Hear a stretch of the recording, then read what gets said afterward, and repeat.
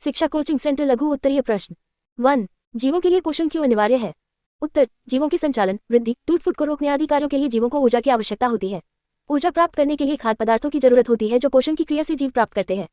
2। पोषण की परिभाषा लिखें। उत्तर, वह विधि जिससे जीव पोषक तत्वों को ग्रहण कर उनका उपयोग करते हैं पोषण कहलाता है। 3। स्वपोषण की किन किन परिस्थितियों का होना आवश्यक है? इसके उपोत्पाद क्या है? उत्तर, स्वपोषी के लिए प्रकाश संश्लेषण आवश्यक है। हरे पौधे सूर्य के प्रकार की उपस्थिति में क्लोरोफिल नामक वर्णक को 2 और जल के द्वारा कार्बोहाइड्रेट का निर्माण करते हैं। इस क्रिया में ऑक्सीजन गैस बाहर निकलती है। स्वपोषी पोषण की आवश्यक परिस्थितियां हैं सूर्य का प्रकाश, क्लोरोफिल, कार्बन डाइऑक्साइड और जल। इसके उपोत्पाद आणविक ऑक्सीजन है। 4। परपोषण से आप क्या समझते हैं? उत्तर, जब कोई जीव अपने पोषण के लिए अन्य जीवों पर आश्रित रहता है तब पोषण कहलाता है। ये 3 प्रकार का होता है। A। परजीवी पोषण, B। मांसाहारी पोषण, C। प्राणिसम पोषण। 5। मृतजीवी पोषण किसे कहते हैं? उत्तर, जब कोई जीव अपना भोजन मृत तथा सड़ी गली वस्तुओं से प्राप्त करता है कवकों में इसी प्रकार का पोषण पाया जाता है। 6। परजीवी पोषण किसे कहते हैं? उत्तर, जब कोई जीव किसी दूसरे जीव से अपना भोजन प्राप्त करता है तो पोषण की इस विधि को परजीवी पोषण कहते हैं। ऐसे जीवों को परजीवी कहते हैं। मच्छर बाह्य परजीवी एवं पिताकृमि परजीवियों के उदाहरण हैं। 7। प्राणिसमपोषी जीव किसे कहते हैं?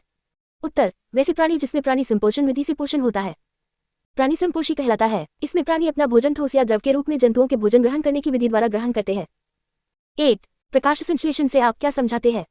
उत्तर, जिस प्रक्रिया के द्वारा हरे पौधे अपना भोजन तैयार करते हैं, अर्थात वैसी प्रक्रिया जिसमें हरे पौधे सूर्य की उपस्थिति में वायुमंडल से CO2 गैस तथा जमीन से जल एवं खनिज लवण खींचकर भोजन बनाती है, प्रकाश संश्लेषण कहलाता है।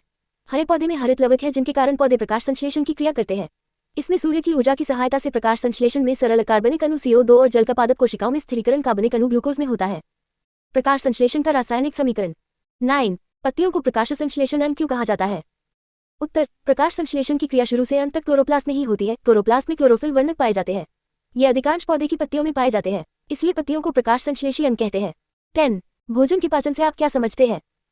उत्तर, वह प्रक्रिया जिसमें एंजाइमों की सहायता से जटिल भोज्य पदार्थों को सरल अणुओं में अपघटित किया जाता है जिससे ये अवशोषित होकर हमारी कोशिकाओं में प्रवेश कर सके, पाचन कहलाती है। 11। मनुष्य की मुखगुहा में कितनी जोड़ी लाल ग्रंथियां पाई जाती है? इनके नाम लिखे। उत्तर, A। पैरोटिड ग्रंथि, पैरोटिड ग्लैंड। E। सबमैंडिबुलर लाल ग्रंथि, submandibular salivary gland. E। Sublingual लाल ग्रंथि, सबलिंगुअल सैलिवरी ग्लैंड।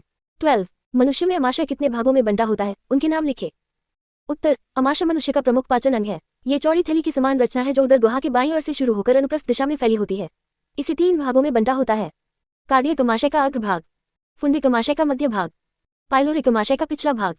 13। मनुष्य में छोटी आंत के 3 भागों के नाम लिखे। उत्तर, छोटी आंत आहार नाल या पाचन तंत्र का सबसे लंबा भाग है। इसका आकार बेलनाकार होता है। इस भाग में पाचन की क्रिया पूर्ण हो जाती है तथा पचे हुए पदार्थ का अवशोषण होता है। इसकी लंबाई लगभग 6 मीटर तथा चौड़ाई 2.5 सेमी 0 होती है। छोटी आंत की 3 भाग होती है। गृहणी, जेजुनम, इलियम,